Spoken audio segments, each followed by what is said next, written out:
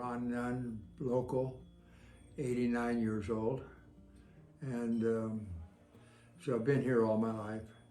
And my father before me was here all his life. He was born in 1898.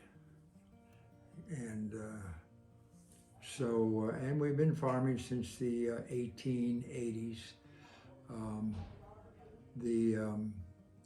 On Sellers and Balfour Road, kind of at that intersection, or part of that intersection. So, and you know, it was a small town, 1,500 people maybe, 1,200 people.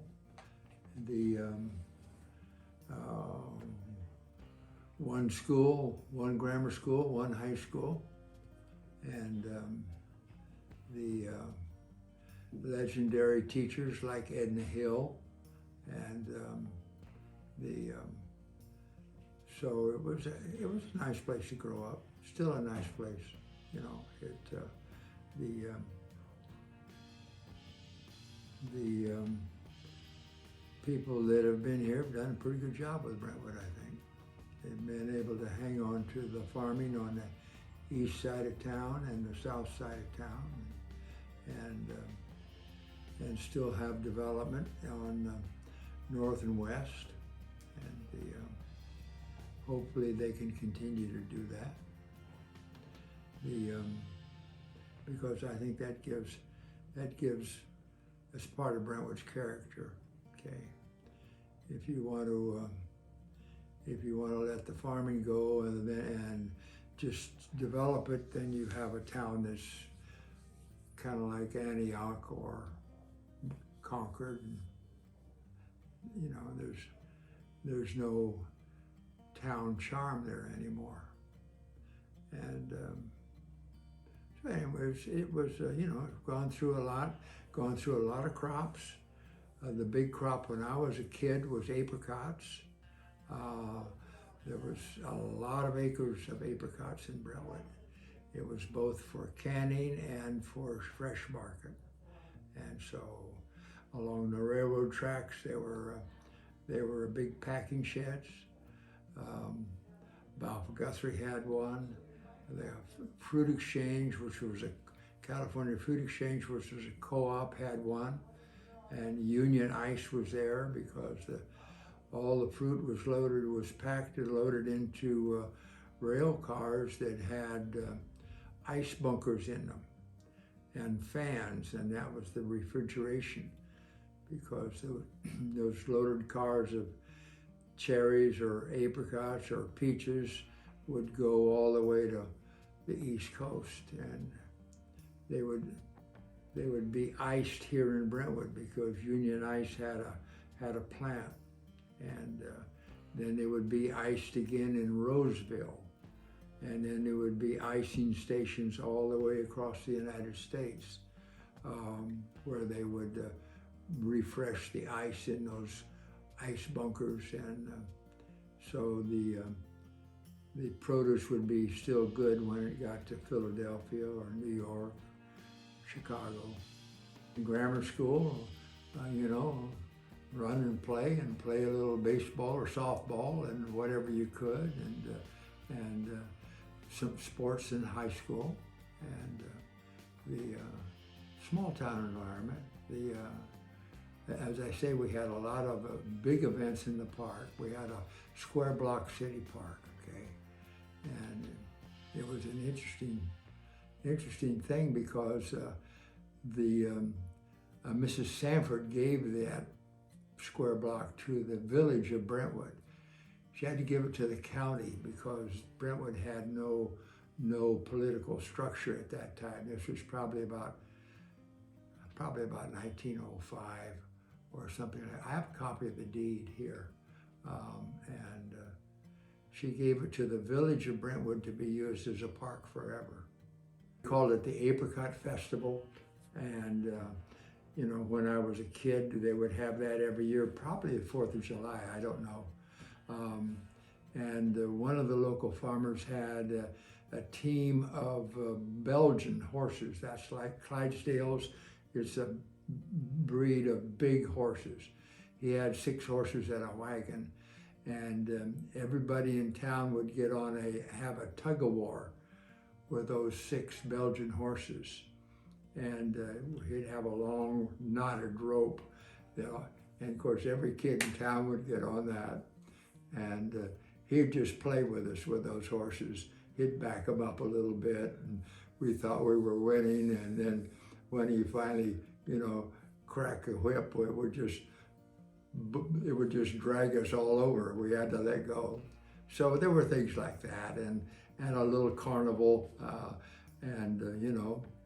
later on a little carnival with the round thing that they rode the motorcycle inside. I don't know if you've ever seen that, and lots of fun, and that morphed into the Lions Club and Carnique or the Corn Fest and things like that. All of those things would take place in that city park.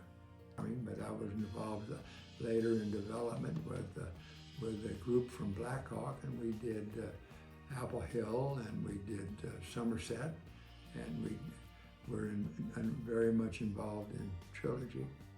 And I think those things were all good for Brentwood, very good for Brentwood, in fact. That's one of the principal reasons that we have an active John Muir in Brentwood, was because we put a group of senior people in there, and senior people are the money for the health business. Okay, the Brentwood history is interesting because it was all a wheat environment in the late 1800s, and dryland wheat, and that wheat was loaded at various places, at Babb's Landing and Antioch and Port Costa, and it ended up on sailing ships and went all the way around Cape Horn, all the way around South America to Liverpool, England, and so that was the first big farming market that I'm aware of that occurred, and that was statewide.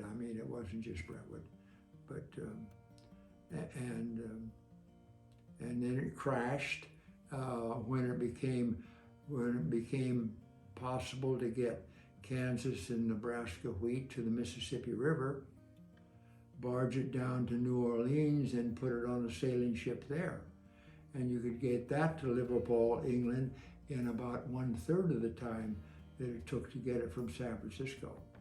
So the market crashed, and Balfour Guthrie Company, which was a British grain brokerage company, and it was managing the Marsh Grant here, which was the big acreage. Originally was a huge amount of property all the way from here to Antioch, but it shrunk as the state became a state, and but anyway, Balfour Guthrie managed that property, and a lot of the locals were sharecroppers for Balfour Guthrie. When that wheat market died, Balfour Guthrie hired a English engineering firm to come in here and build the irrigation district that serves Brentwood. And so they did that in probably about started that maybe in 1908 or 9, and that irrigation, you can if you go out here and look at these concrete buildings, they're 110 or 15 years old right now, okay? And if you drive down the Canal Road, originally there were 7 pumping stations, and each pumping station raised the water 20 feet. So they lifted the water 140 feet from the river. And that's still operational today. And that's what farming is using to irrigate their crops. And part of that water goes to the city of Brentwood, for their municipal water. It has to be treated, but goes through their treatment plant. So that's one of the unusual things about Brentwood. Well, I think probably the people are the best thing about Brentwood. I mean, maybe the view of Mount Diablo is one of the best things about Brentwood, and the contrast between town and farming is good. You know, it's got, and that it's managed to keep Old Town alive is one of the best things about Brentwood. It's so